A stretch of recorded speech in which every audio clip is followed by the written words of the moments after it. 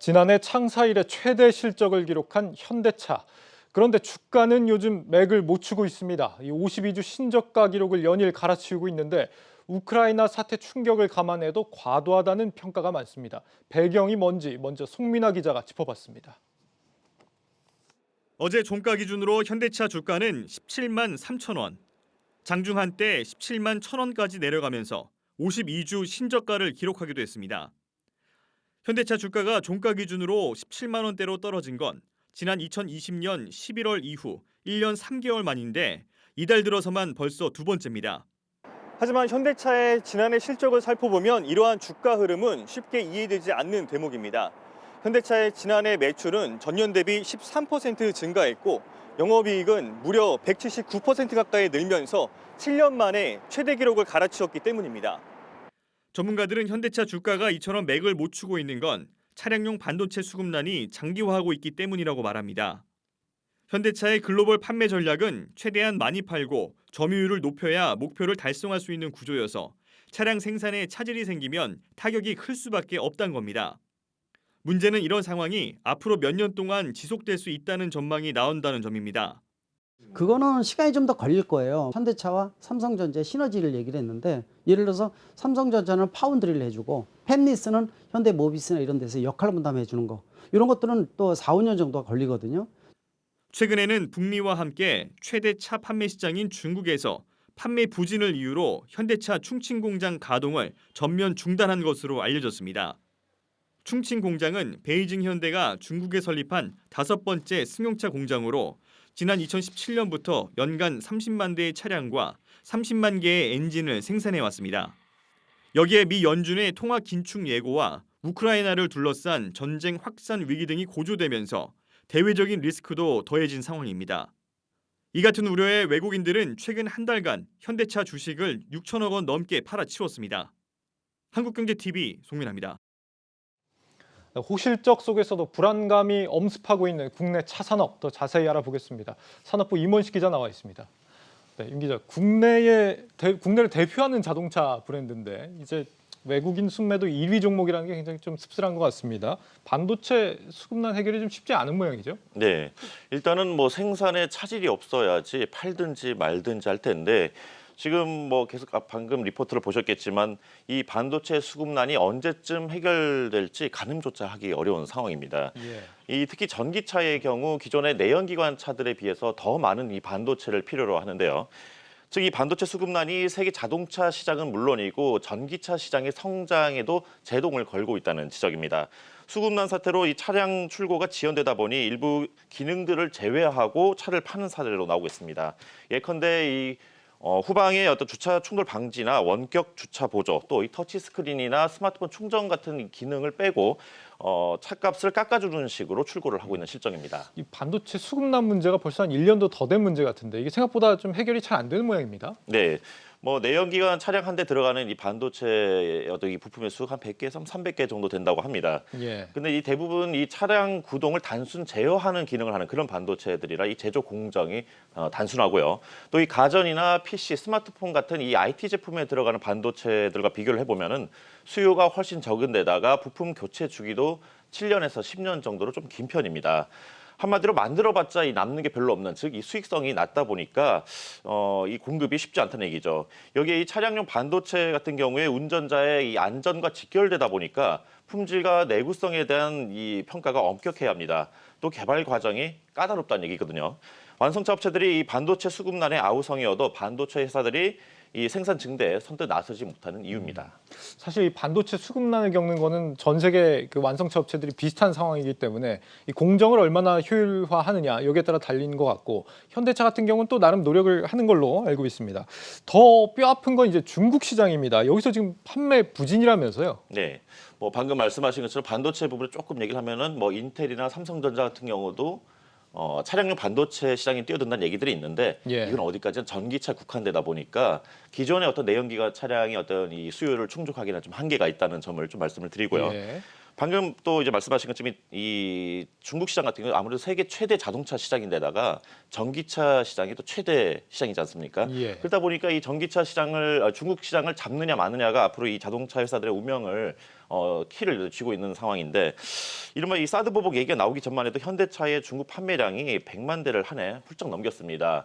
그런데 이 지난해에는 35만 대, 한 3분의 1 수준으로 정말 많이 주저앉았습니다. 같은 기간 시장 점유율도 한 7% 중반 정도 됐는데 지금은 2% 선마저도 이 위협을 받고 있습니다. 상황이 이렇다 보니까 현대차 베이징 1공장이 문을 닫았고요. 최근에는 이 충칭 공장마저도 문을 닫았습니다. 현대차가 안 팔리는 이유, 이 흔히 얘기하는 사드 보복에 따른 이 불매 운동도 있고 또 중국 자동차 업계 맹추격도 있지만 뭐 중국 정부의 어떤 자국 업체 밀어주기도 좀 있을 겁니다. 예. 하지만 가장 큰 거는 이 한 해 120만 대 가량 팔리는 중국 전기차 시장에서 이 현대차가 제대로 된 어떤 대응을 하지 못한 거 아니냐 이런 아쉬웠다는 얘기 나오고 있습니다. 이 공장들이 문을 닫을 정도면 상황이 굉장히 심각해 보입니다. 현대차도 뭐 나름 대응 전략을 짜고 있겠죠. 어떻게 네. 하고 있습니까? 결론부터 말씀을 드리면은 뭐 틈새 시장이라고 할 수도 있고 미개척 시장 진출을 좀 꾀하고 있다 이렇게 말씀을 드릴 수 있겠습니다. 예. 미개척 시장이 그러면 어디냐? 요걸 이제 물으실 텐데 그럼 뭐 한마디로 얘기하면 뭐 동남아와 일본 또 중고차 시장을 들 수 있겠습니다. 예. 먼저 LG 에너지 솔루션과 손잡고 인도네시아에 연간 한 15만 대 정도의 전기차를 생산할 수 있는 배터리 셀 공장을 짓기로 했는데요.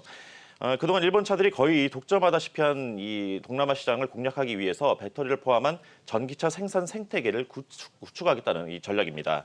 단순히 이 전기차의 어떤 생산, 판매 어떤 그 거점의 역할을 맡긴 게 아니라 아시다시피 인도네시아가 이 그 전기차 양극재, 배터리 양극재의 핵심 부품인 그 핵심 원료인 그 니켈 생산량 세계 1위 국가지 않습니까? 그렇군요. 그러다 보니까 이 배터리 제조를 위한 원료 수급까지 안정적으로 확보하겠다 이런 전략에서 인도네시아 진출한 것으로 보이고요. 예. 또 이 최근 철수한 지 12년 만에 이 전기 수소차 같은 친환경차를 앞세워서 또 일본의 어떤 젊은 소비층을 공략하기 위해서 이 일본 시장에 공략하겠다는 이 출사표를 던졌습니다. 예. 일본 내 이 전기차 비중이 이제 1%도 채 되지 않는 상황인데다가 이 젊은 소비자들이 또 이 전기차나 이 친환경차에 관심이 많거든요. 여기에 또 신차 시장의 규모가 이 신차 시장보다 한 1.3배 규모를 큰 이 중고차 시장에도 선언을 한 상태입니다. 다른 아시아 시장으로 투자를 활발히 하고 있다. 그런데 원래 이제 기존에 있던 걸 키우는 것보다 아무래도 새로운 시장으로 개척하는 게 훨씬 더 힘이 많이 드는 일 아닙니까? 이런 상황에서 이 12년 만에 일본 시장을 다시 뛰어드는 것 잘 성공할 수 있을까요? 어떻습니까? 아무래도 뭐 토요타나 뭐 혼다 같은 일본 내 이 쟁쟁한 브랜드들이 있다 보니까 이번 현대차의 재진출이 그렇게 쉽지만은 또 않을 겁니다. 또 일본 소비자들이 대부분 자국 브랜드에 대한 어떤 그 구매 충성도가 굉장히 높은 편이거든요. 예. 하지만 이 현대차가 가진 위상이나 이 차량 품질이 12년 전과 비교하면 확연하게 이제 달라진 데다 적어도 이 전기 수소차 분야, 이 친환경차 분야에서는 오히려 일본 브랜드를 앞선다는 평가도 많이 나오고 있습니다. 즉 일본 내 친환경차 시장 성장의 잠재력이 높은 만큼 미리 선점하겠다는 판단으로 보입니다. 제가 이 현대차 아이오닉 5를 체험해본 일본 유튜버들의 영상을 네, 좀 지금 살펴봤는데 나오고 있네요. 네, 이거 예. 한번 보시고 계속 얘기 나누겠습니다. だったらヨーロッパの車というようなそんな雰囲気がもう全身に漂っているのが特徴という。とにかくこの車デザインがかっこいいですよね。サイドから見てもですね、すごくデザインははっきり言ってむちゃくちゃ最先端だと思います。来てます来てます来てます来てます。すごくない？ハンドパワー離すと止まる。偉い。そして 네, 제가 일본은 잘 못하지만 뭐 스고이 뭐 대단하다 이런 얘기도 많이 하는데 뭐 해당 영상 아래 달린 댓글들 좀 살펴봤는데요. 유럽차 같다, 또 미래지향적이다, 또 이게 그 현대차 아이오닉 5의 내외부 디자인과 관련해서 상당히 대단하다, 뭐 좋은 평가들이 많이 나왔습니다. 이 자동차의 패러다임이 좀 바뀌고 있는 시점이기 때문에 희망을 좀 걸어봐도 될 것 같습니다. 그렇다면 이 현대차 주가 부진을 딛고 다시 좀 일어설 수 있을 것인가? 이 부분에 대한 부분도 좀 알아봐야겠죠. 어떻습니까? 뭐 주가와 관련해서는 결국은 그 당사자인 현대차가 내놔야 하지 않을까 싶습니다. 예.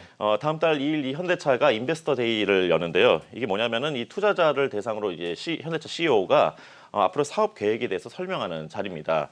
아무래도 지금 대내외적으로 굉장히 어려운 상황이다 보니까 주가 반등을 위해서 어떤 청사진을 내놓을지 유심히 살펴봐야 할 것 같습니다. 이 관련된 내용은 신재근 기자가 취재했습니다. 현대차 주가가 맥을 못 추는 가장 큰 이유는 차량용 반도체 수급난이 예상보다 길어지고 있다는 점입니다. 특히 1년 넘게 이어지고 있는 반도체 수급난이 언제 해소될지 모른다는 점은 투자 심리를 얼어붙게 하는 요인입니다.